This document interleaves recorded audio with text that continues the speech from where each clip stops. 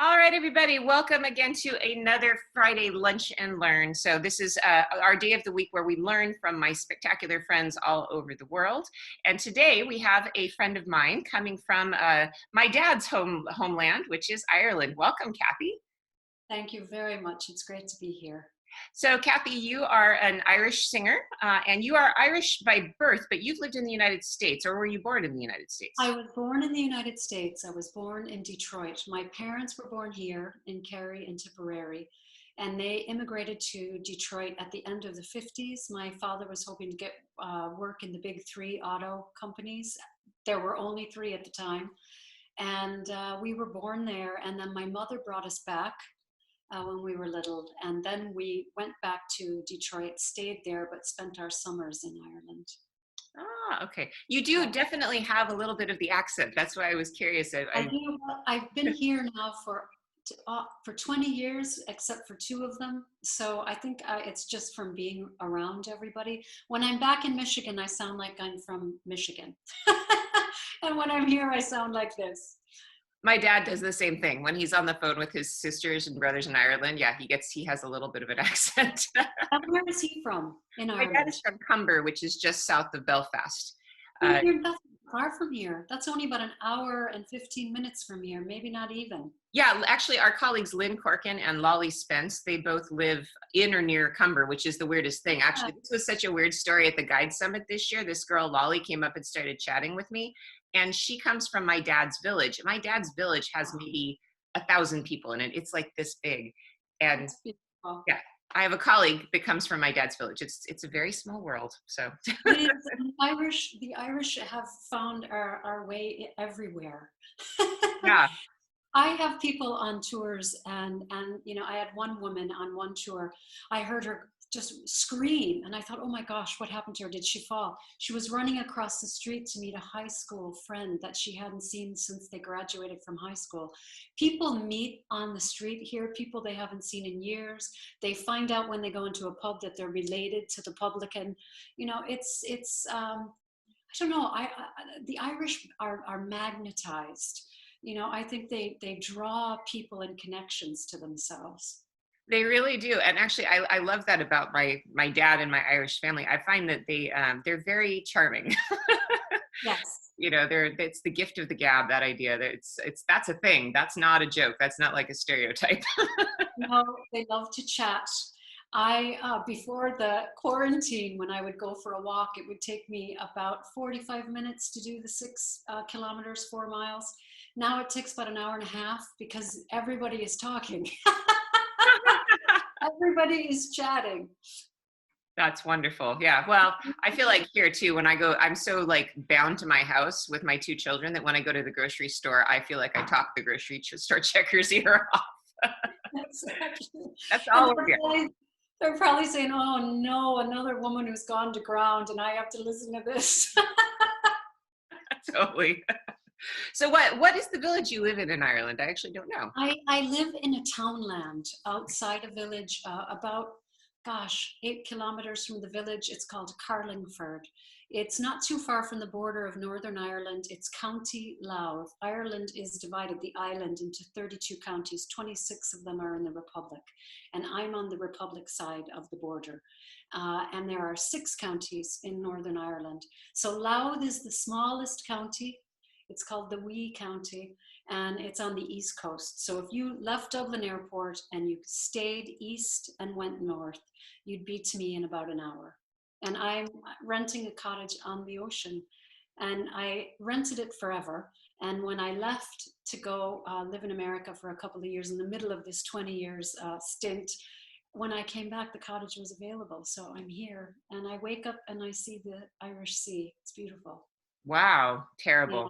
Terrible. I know. I'm so lucky. It was the best place to be in lockdown, although I miss my family in America very much.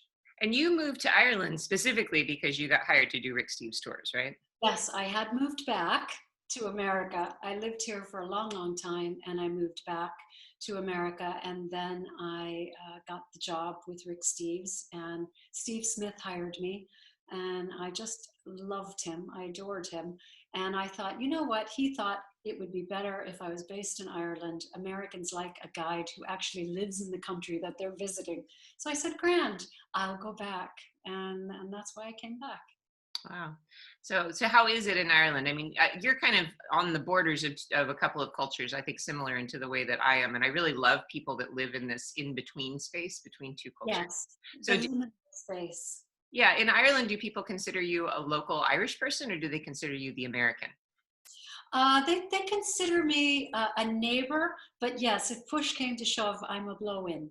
That's what they call the likes of me. But if I came from Kerry, I'd be a blow-in as well. It doesn't matter if you're 5 hour drive away or a 5 hour flight. I'm an American, yeah. But It's so funny. I have to tell you this story. We finally got broadband a couple of years ago, and we fought hard to get it, and they laid 3 lines in the ground, and I was on a bus at the time guiding a tour, and my neighbor Peter, who's fantastic. I love my neighbors. I am so lucky. I couldn't do the work I do if it wasn't for them. Anyway, he was worried about me getting my line in because I wasn't here to check. So he jumped down in the manhole and he saw his last name, the neighbor on the other side of me's last name, and then the third tag, the Yank. And these buggers, these guys who were laying these cables, I was bringing them out cups of tea and everything. You think they would have remembered my name? No, the Yank. So I felt like I was in a John Wayne movie. But I'm very well accepted here by my neighbors. They take good care of me. They cut my lawn when I'm not here. They check on the house, and they're just, I feel I would miss being here. It's a nice thing to live in a small area. And since the quarantine, everybody is taking care of each other. Everybody is minding each other. And if I need groceries, if anything was wrong and I couldn't get out, somebody would come and bring my groceries or whatever I needed. So when I was first in lockdown, I didn't go anywhere, and my neighbors would drive by the window and throw stones at the window so that I would come out. And I remember Peter, my neighbor who jumped down in the manhole, he probably made up that Yank story now that I'm thinking about it, but he was throwing the pebbles at the window, and I walked over to the window and I said, hello, Peter, how are you? And he said, doing the senior citizen check. That's the kind of neighborhood I live in, doing the senior citizen check. I said, thanks a lot. Thanks a lot, get out. So the Irish have been very good about the quarantine, about the lockdown. I don't know if it's because we were reared in Catholic schools. Maybe that was the golden rule.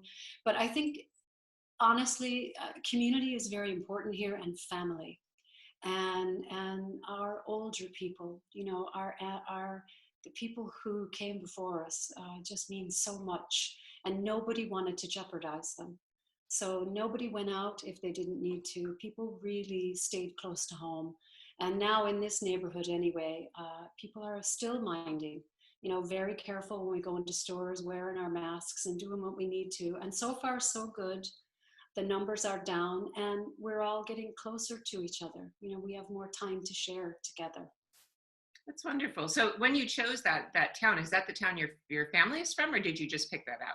No, not at all. My mother wasn't too happy about that. She wanted me to move to Kerry when I said, because since I was a little girl, I wanted to live here. I wanted to marry a farmer and, milk cows every day. I thought that was very romantic. I know better now. But I used to run my own tours with a professor from the City University of New York, and a wonderful Jungian analyst and author by the name of Sylvia Brinton Pereira. And we picked a location every year that we used as a satellite. We stayed in one place, and then we took trips out from that base, if you will. And we always had a theme. We had study sessions. It was very much concerned with Irish mythology, which is just delicious and not well known outside of Ireland. And at least it wasn't in those days. And music. And my last tour was in this area. And when I came to do the spec work, there weren't that many hotels. There was one we could stay at, a country house. So I decided that I would rent a cottage and use it for a couple of weeks to do all my spec work and, check the antiquities and the sites that we wanted to go. Could buses get up those roads, etc. And I just fell in with my neighbors, the people who owned the cottage I rented, and we became fast friends. And then I just kept coming back. And eventually I moved into that cottage, and now I'm just around the corner from it. So it was tour guiding and music that brought me here. And it was just the welcome. People around here are mad about music. And I think because it's on the border, they had no problem welcoming in an American. I fit in. It wasn't strange, but they do think of me as Cathie the American singer.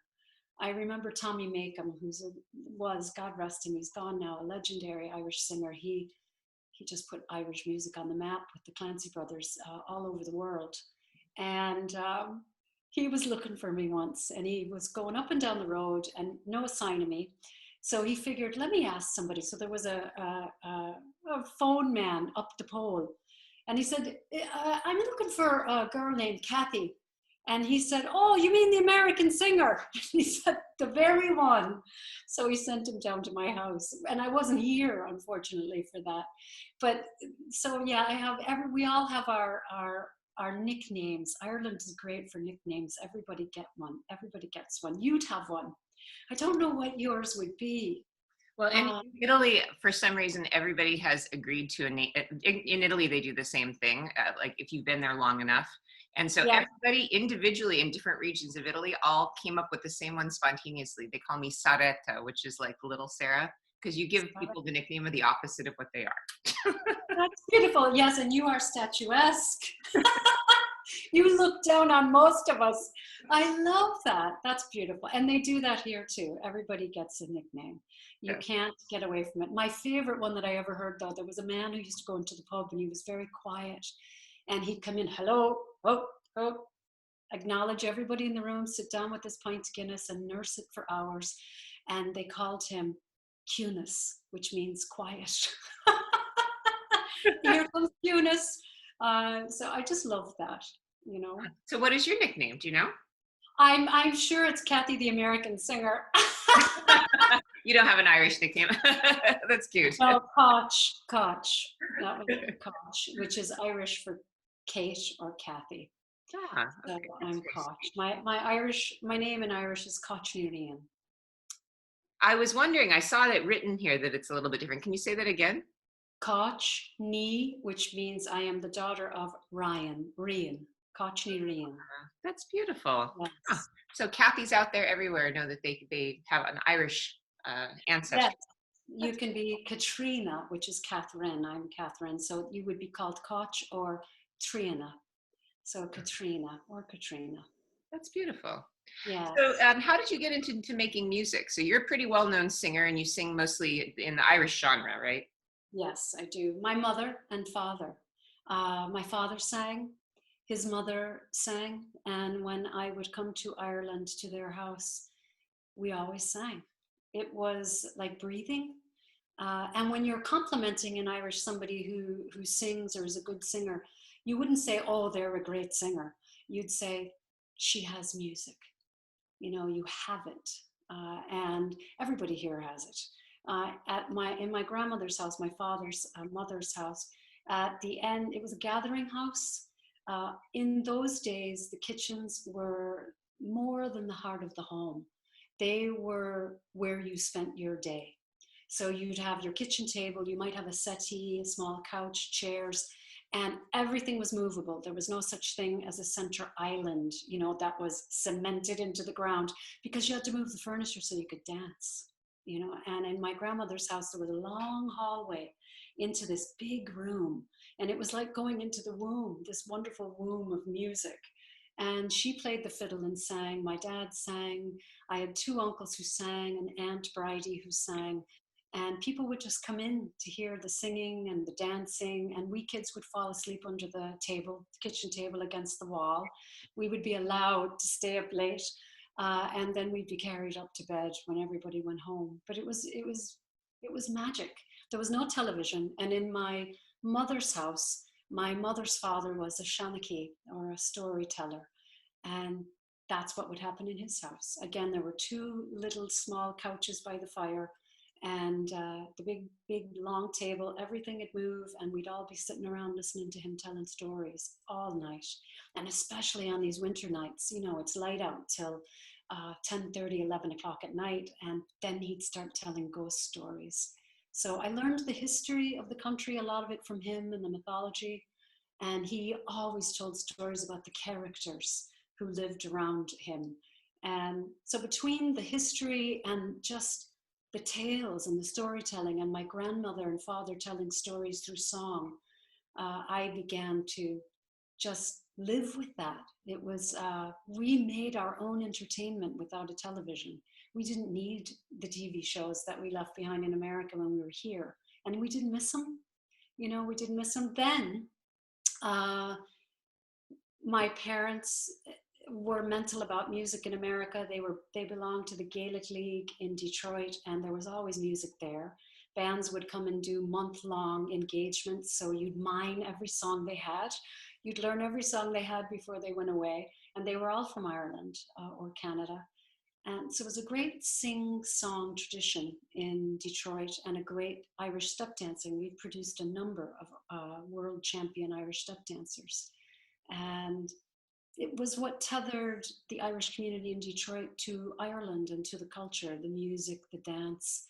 And I guess maybe when you're a little kid, it gets you checks, you know, from your parents if you can sing and if you're part of it all. But the first time I took a mic in my hand, I was probably 7, and I was at the Gaelic League. And my mother told me to get up and sing my father a song for Father's Day. So I got up and, of course, didn't sing an Irish song. I sang Edelweiss from The Sound of Music, which is still one of my favorite songs. I love that movie. And that was it. Then that was it. I was always then called up to sing. You know, it was just the way it was. But it wasn't a big deal. And I think that was why it was easy to sing in the Irish community, and the same in Ireland. It's not about you. You know, it's not about being a celebrity. That whole culture of celebrity hadn't started yet even. But in Irish music, it's about telling a story, taking people out of a room, and being part of the entertainment, you know, contributing somehow to the night. And you go around the ring and everybody tells a story or sings a song. And it's not about how great a singer you are. It's just that you're part of it. And if you become a professional singer, there's just tremendous pride in the fact that you're doing it from your audience and the community and your family, because you're a torchbearer, you know, for your heritage, which is important. It's very funny. My sister is watching right now, and she commented about how this really sounds familiar because we were raised in a musical family as well. Not an Irish musical family. My dad's from Ireland, but my mom's family, they were all Slovenian musicians, and so we spent I spent my childhood at the Slovenian Hall and going to Slovenian dances. So yeah, my sister just commented that falling asleep underneath the table at a dance, that's something we did. Yes, but I have goosebumps under my arm from you telling me that. Weren't we so lucky? Yeah, I mean what for me, I just, that was just the way it was to be raised in a musical community like that.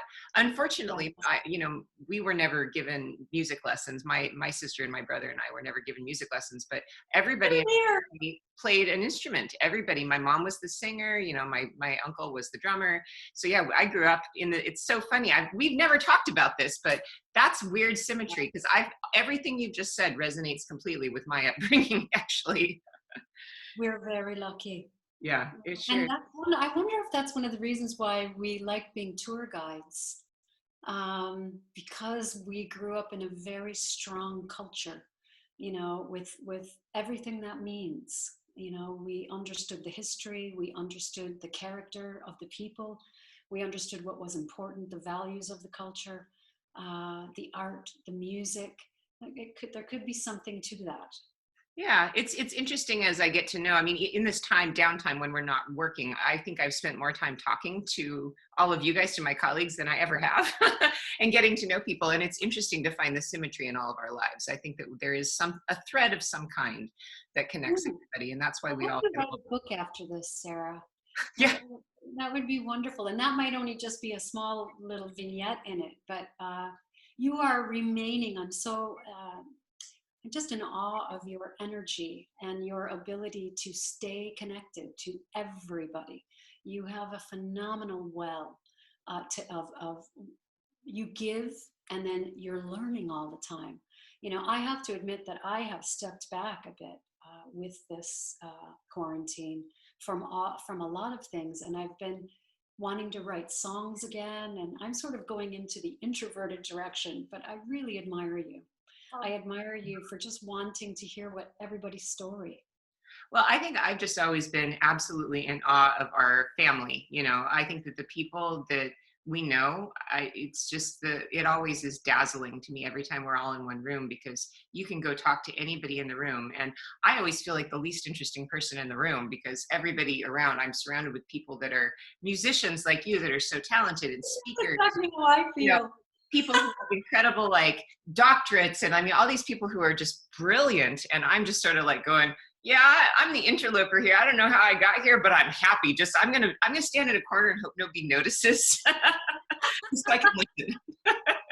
I feel the Anyway, very same way. so just wanted to jump back onto the music topic. That was a little side conversation, but so how did you start becoming like an actual professional musician? You know, because that is Uh, your main profession, being a musician, right? Sorry, the last bit. Your main profession, I mean, being a tour guide is your profession, but your main profession and passion is being a professional musician. So how did you Yeah. transition from being more of a cultural, participating in the culture, to actually performing on in a bigger audience?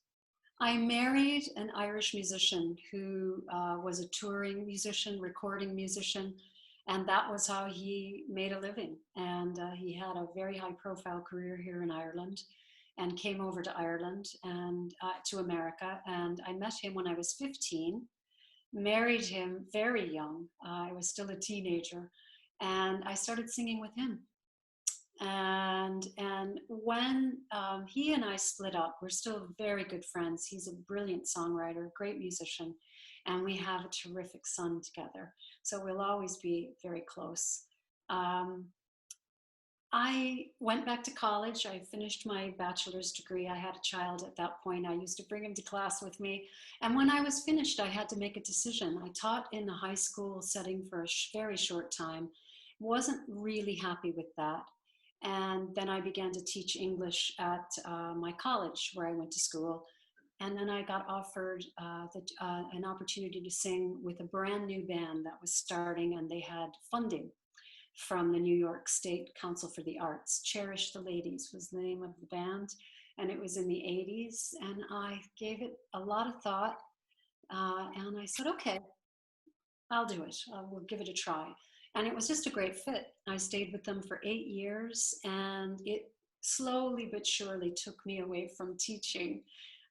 And then it came to a certain point where I really needed control of my schedule. I had a teenager at home, well, an adolescent who thought he was a teenager. And I really needed to be home more. And I had stories that I wanted to tell. There were 8 of us on the stage, and so I might sing 4 songs a night if I was lucky, 6. And I thought, oh gosh, it'd be so nice to just weave a tale during an evening of music with an audience. So I left and started a solo career. And that was many CDs ago. So how many CDs do you have now? 5. I have 5. I'm not someone who records a lot, and I admire people who do, but I lay fallow for a while. And since I joined Rick Steves, and for those of the people who have come from my Facebook page, they may not know what we're talking about, going into a room with all these incredibly talented people. They are Rick Steves tour guides. And I'm very lucky to be counted among as one of them. It's an honor, because they are some seriously brilliant people. And Sarah was there before I came in, and I'm in awe of you. I can't believe you feel the same way I do walking into the room. But again, it's not about being a star in that environment, even though there are so many shining lights. We just all get along really well, and that's lovely. And we love what we're doing. But so I became a singer, and the tour guiding work has taken me away from it. And now the quarantine has given me the opportunity to realize I'd like to go back. I'd like to go back. I totally threw myself into tour guiding because wow, what a bag of tools you get to use. Yeah. You know, I could use my love of history, my love of the mythology, the folklore, my singing. I sang on the bus all the time. You know, there's a song about every historical event in this country. That's how they copper fastened their history through the music. So I could sing about everything I was talking about. I could sing at every site that we would go to. I wouldn't go too far, like in case people would, you know, jump out the windows of the bus. But I felt I really loved being in that environment of being able to not so much educate, because the people who come on Rick Steves tours are very bright people, but they don't know the culture, and they want to be immersed in it for the time that we're there. And it gave me the opportunity to do a lot of things I don't do on a stage when I'm singing, but it made me stop writing songs. So I have 2 boxes full of snippets, and I want to do what John Prine used to do. I want to lay them all out on a table, and not John Prine, Joe Walsh, and see, do any of them fit together? Can I carve something out of them? So that's the direction I'm going in now. So that was the question I was going to ask. So you sing original material then that you write yourself. You don't sing just primarily traditional stuff. I sang traditional stuff mostly when I was much younger, and it evolved into, I didn't want, when I left Cherish the Ladies, I didn't want to just sing traditional Irish music anymore. I wanted to sing the songs that I was writing. I wanted to sing songs by other contemporary writers that I admired. And I also wanted to unearth some of those really great old songs that I love researching and looking for. And so that's what I did. I kind of came up with my own blend of but it was hard because I was sort of hopping around genres on one album, and the press did not know what to do with me for years. It took them years, but now everybody's doing that. So it's not unusual. You know, we're not so confined anymore to a label. She is a traditional singer. She is a songwriter. She is. And thank God for that, because it makes room for more. Yeah, honestly, I have never, the only Irish music I was in contact with was my grandmother and my dad singing vaguely off key Irish tunes all the time. And so, to be honest, my impression of Irish music was maybe never awesome until actually, I think it was around 1999 or 2000, Sinead O'Connor came out with an album of traditional Irish music. And I've Yes. always really enjoyed her as a singer. And that is one of my all-time favorite albums. And it really sparked my interest, at least, in listening to more Irish music, because there's just some really beautiful and soulful tunes out there. And it's been cool to see since then a lot of more modern artists take on Irish tunes and take them in different directions. So, Well, it's a yeah. very deep well, and Sinead O'Connor is such a soulful interpreter of song. Anything, she's great. I Yeah. love Yeah. listening So to. when you are singing, do you tend to stick to a more traditional sort of tone with the stuff you write, or do you try to kind of fuse more modern elements? What is your preference right now as an artist? Do you want to sing, kind of take it more in a traditional route, or invent something new? Not certainly invent. I don't want to invent anything new. I think there are a lot of stories I've been reluctant to tell. And I think I'm ready to start telling some of those stories. So that's very different for me. When I left Cherish Ladies, I had a bag full of country songs. I love American music, and I love Americana. I love Emmylou Harris, Dolly Parton. And that's kind of what I was writing. I'd like to go back to some of that. I have some songs that I really care about that I'd like to start singing. Um, so that's where I want to tell more stories. I do want to go back to research. I love researching for song. I love going to the folklore archives in Washington, D.C., and to the Irish Traditional Music Archive in Dublin, which now is online by and large. You can go online for both. There Wow. are so many archives online now, and bring up some of these songs that are meant to be in the world.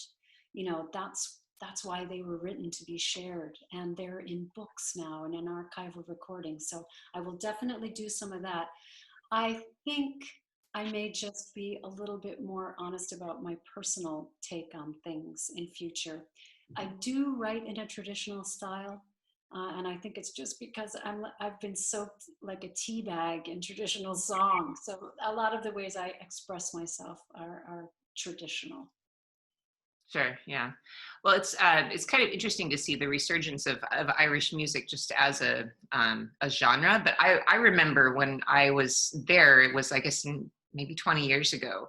The thing that really struck me was I had thought of Irish music as being, a thing with the band. Like at my wedding, there was an Irish band. We had a band come and play Irish music because that was cool. But when you go to Ireland, the thing that was amazing was just sitting down for a pint in the pub, and then people would break out in song. It was like a movie, and I just thought it's so amazing because here in the US, I just feel like there's this sense that you only sing if you know how to sing. You don't sing to express yourself. You only sing if you know how. And that's so confining because it takes the voice away from people, from everyone, unless you're the top singer, nobody wants to hear you. But singing is such a great expression. It's such a great way to kind of connect with people around you, but also to express yourself. So that's something I really admire. Is that still something that happens when you go to Irish pubs, that people just break out in song?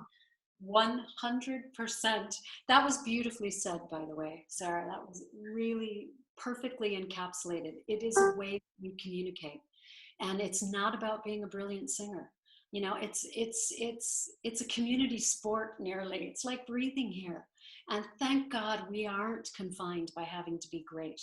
So that's something I used to teach singing workshops in the United States to kids, and that's another big work piece for us Irish singers and musicians throughout the world. Actually, they run a lot of these camps, and I always tell them it's not about you.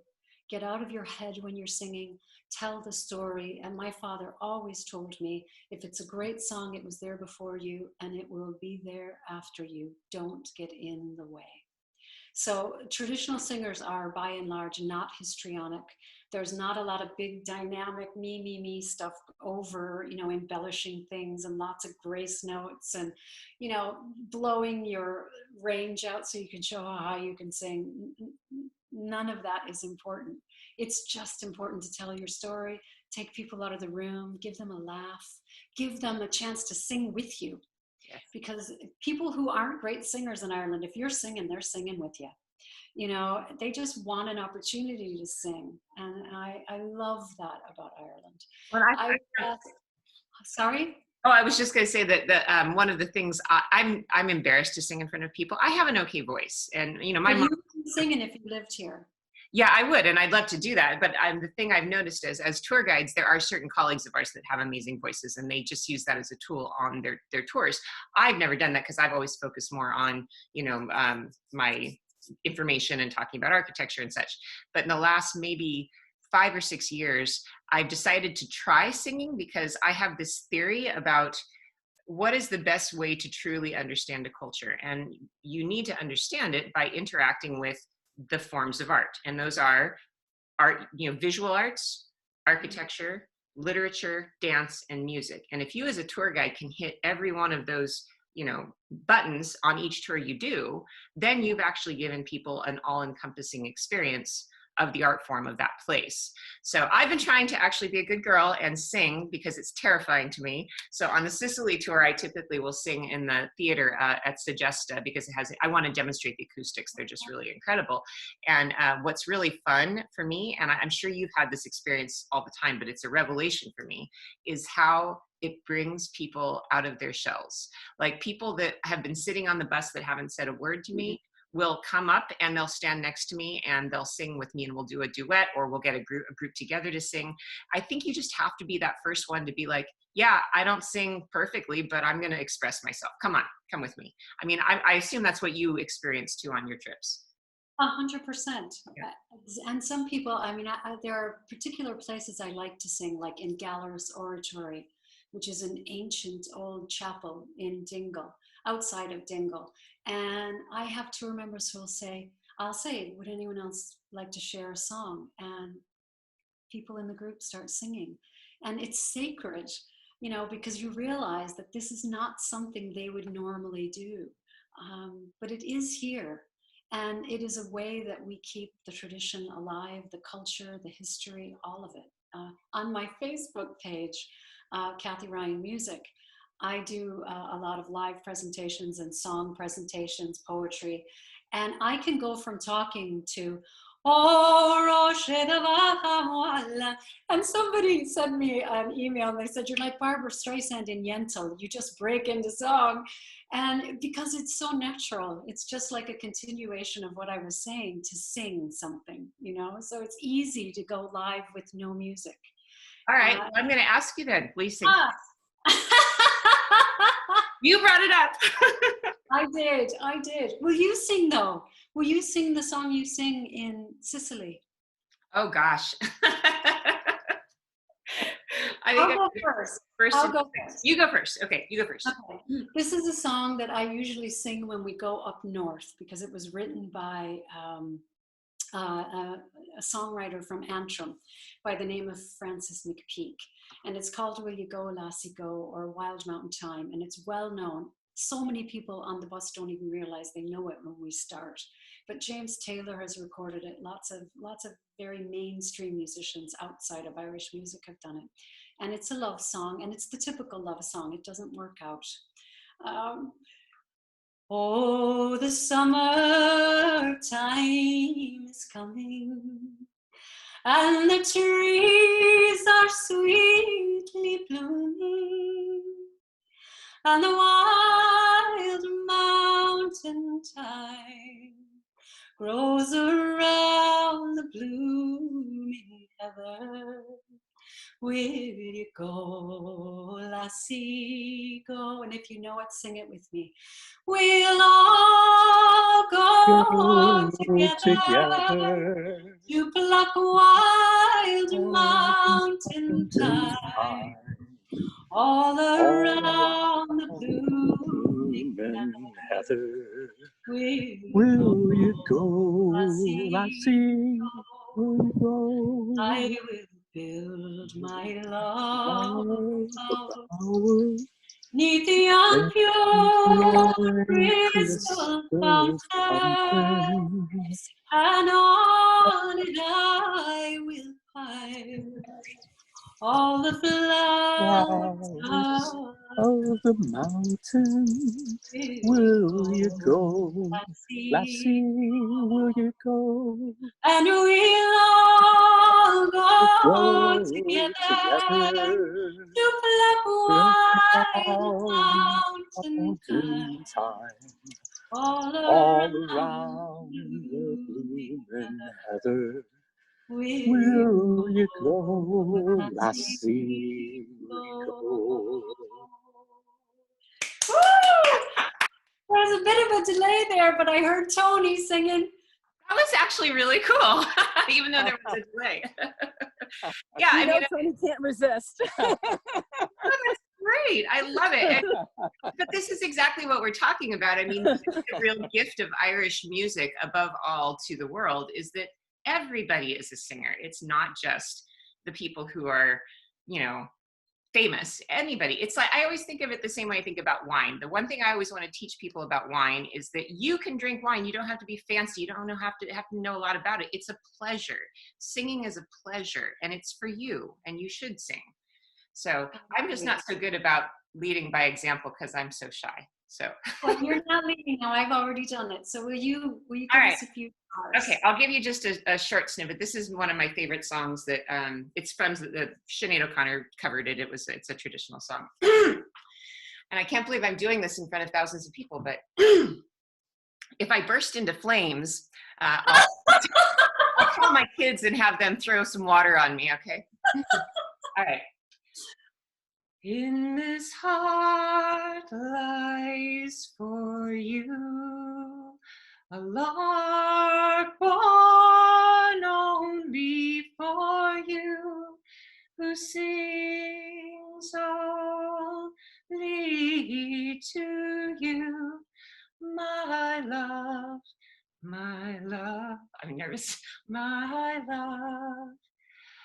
I will have you with me in my arms only, for you are only my love, my love, my love.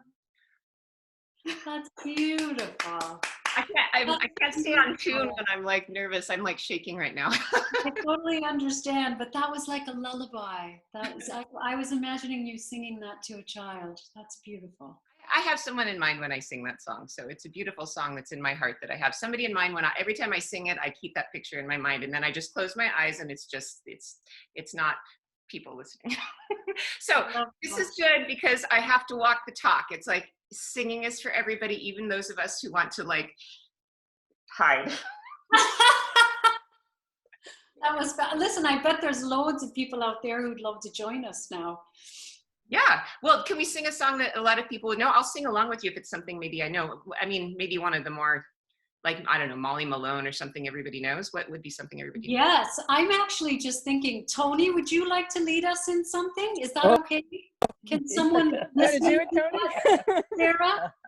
Sure. I have to think of something. I don't know. Sorry, I know I'm putting you on the spot. How was the wildflowers?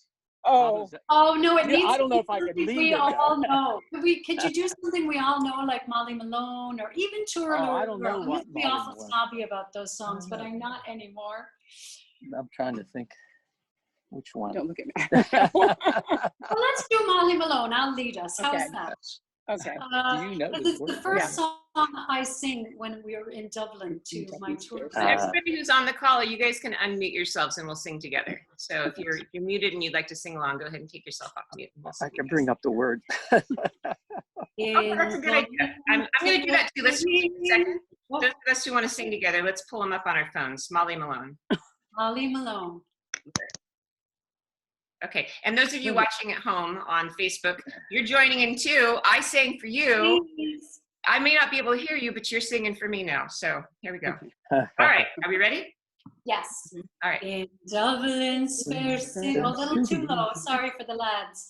In Dublin's fair city, where the girls are so pretty, I first laid my eyes on sweet Molly Malone. As she wheeled her wheelbarrow through the sea, trodden narrow, crying potholes and mussels, alive, alive, oh, alive, alive, oh, alive, alive, crying potholes and mussels, alive, alive, oh. She was a fishmonger, and sure 'twas no wonder, for so her father and mother before. Through streets broad and narrow, they wheeled their wheelbarrows, crying cockles and mussels, alive, alive, oh, alive, alive, oh, alive, alive, oh, crying cockles and mussels, alive, alive, oh. He died of fever, and no one could save her. That was the end of sweet Molly Malone.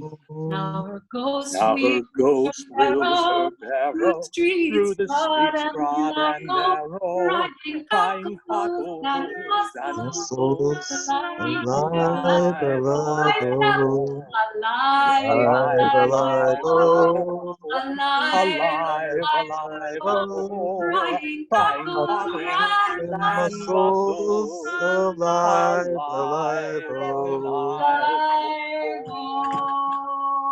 I love that! And somebody's picture of their dog flashed up in the middle of it with a drink in front of it. That was brilliant! The dog was singing. That was brilliant. We're getting I was through wondering if the dog was drinking.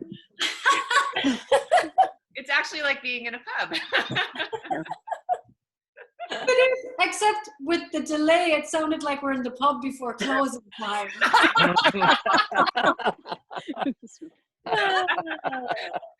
that's okay. Said, no home to go to. Get out. That was Thank you, everybody, for singing. That was lovely. I always tell the story before I sing that Molly Malone was the precursor to the ice cream man. You know, they used to sell fish on the street. Now it's ice cream. So now we tinkle bells, but in Ireland you had to sing people out, you know, to get them to come out.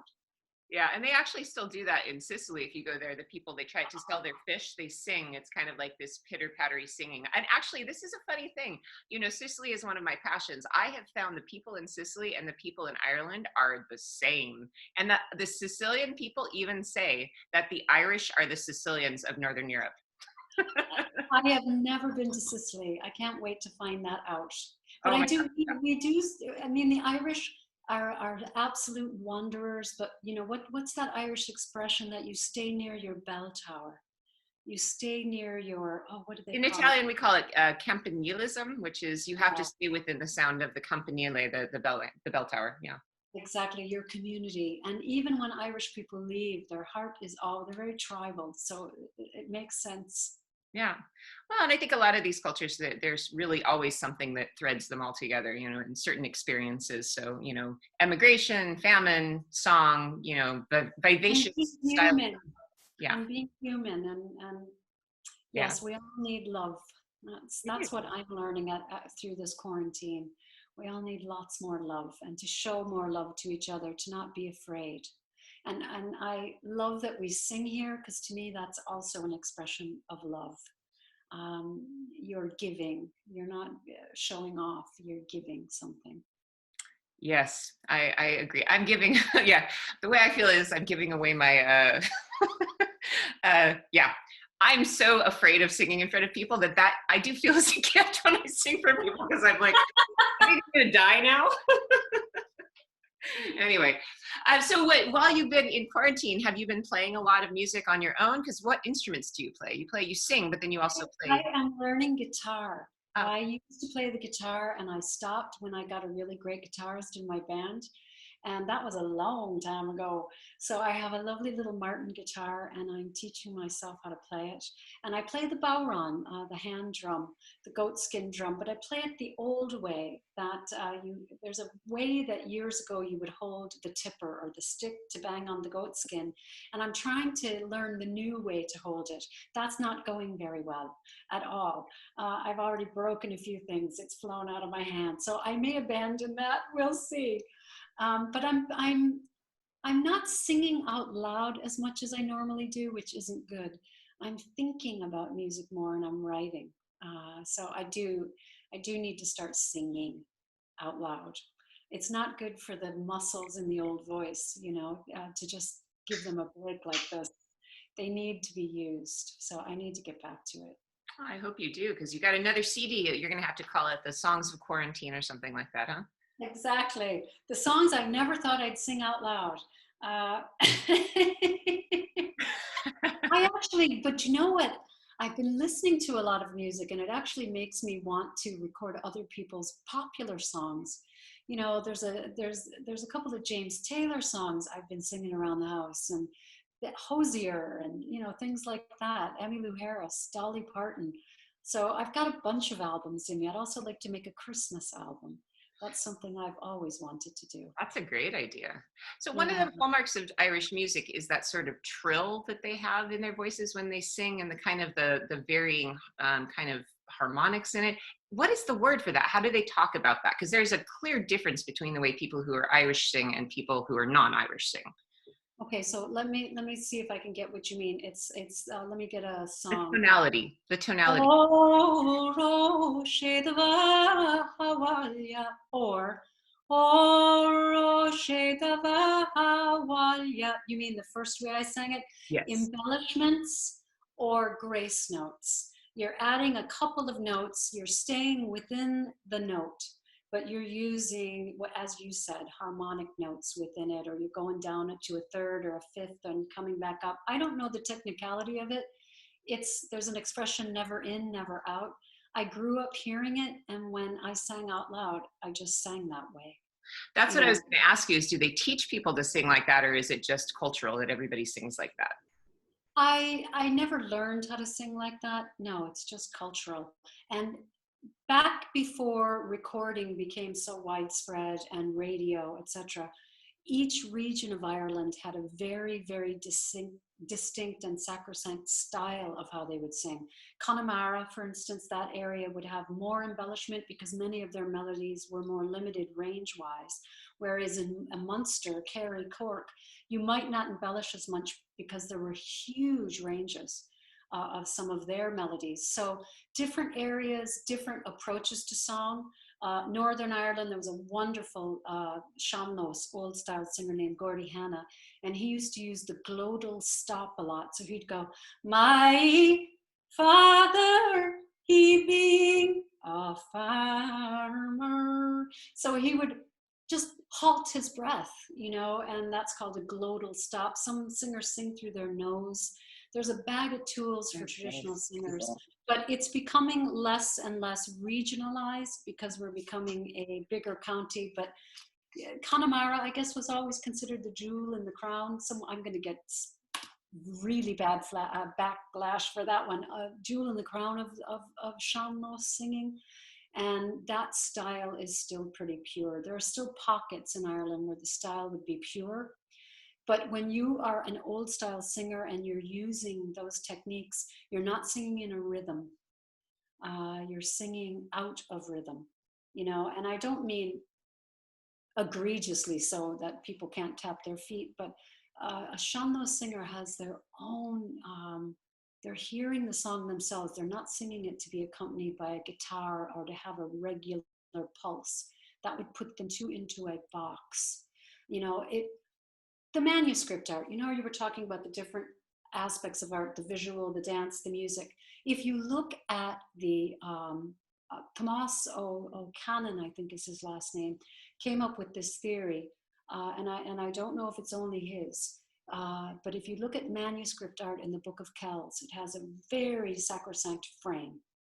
And then inside of that frame, the zoomorphs and all these drawings going into animal heads, etc., and all of this interlace, you know, snaking around inside of it. That is like the dance too. You have the frame of, I'm going to do the A part of this measure on my right foot, then I'm going to do the next 8 bars on my left foot. So it's a step that you do on both sides of your body, hands down, again, emphasizing a frame and all this wild hip and ankle action, you know, and up on your toes. And again, like the interlace. And the singing is the same. It's not like jazz where you can go off riffing on a melody. You are in the air or the melody of the song, but you are free to move within that melody. It's an art that conceals its artfulness. And it's done in such a nonchalant, natural way. You know, you're sitting in a chair and they're singing, and people like Joe Heaney, there's a young man named O'Flaherty in Connemara now who I could listen to all day long. What a beautiful sean-nós singer. And it just flows from him, you know, like a stream. It's beautiful. And what he's doing is so sophisticated, but you can tell that for him, it's just in him. You know, he has the roots of this music in him, all of him, in his corpuscles, you know, so it's still there, which is great. I'm sorry, that was a very long answer. You have to cut me off, Sarah. I don't actually, and you know, this has been one of the most delightful things about having these conversations with everybody is that I don't need to say anything. I just say, hey, and then I just hear wonderful stories. So I'm just, like I said, it's like being at the guide like reunion where I sit in the corner and I just like get people to talk to me because it's amazing the stories that come out. So you are just a wealth of interesting information. And sadly, I can't believe an hour has passed already. We need more, which I think we need to have you back again at some point, Cathie, and do this again. Be lovely. This has been. If anyone wants to hear the music before that, my Facebook page is Cathie, spelled funny, Cathie Ryan Music, and you can get more music and chat there. So can people download your albums like from iTunes or something like that? Yes, you can get them on Amazon, iTunes, all those platforms have them. And if you want to buy a hard copy, I would suggest getting it from my website, because my mother mails them out, and she writes everybody a note. And she has pen pals now because of it. But she was disgraced when she saw it. I disgraced the family name because I was doing Xerox. I'd be on the road and I'd be filling my CD orders, and you know what it's like when you're self-employed. And she said, "Is that what you're giving them? Just your signature on a piece of paper, Xeroxed?" And I said, "Yeah, Mom, I don't have loads of time." "Well, that's a disgrace." She said, "That's no better than Amazon." And I said, "Well, you do it then. You have more time than me. You're going to retire." "By God," she said, "I will." And thank God she did. She went out the next day and she bought stationery for men and stationery for women. Thankfully now she has all the same stationery. She's come up in the world. She's keeping up with things, and she writes everyone a note, and she loves it. And she loves when she gets notes back. She's actually helping a man now do his genealogy for his family because he knew someone belonging to my father's people in Tipperary. So she's trying to find out the connections there for him. So I'm happy for her. She really enjoys it. So But otherwise, you can download it, huh? well, I want to buy one now because I want a letter from your mom. So it's Cathie Ryan. Your website is cathieryan.com. Is that where people can? Yes, and again, Cathie.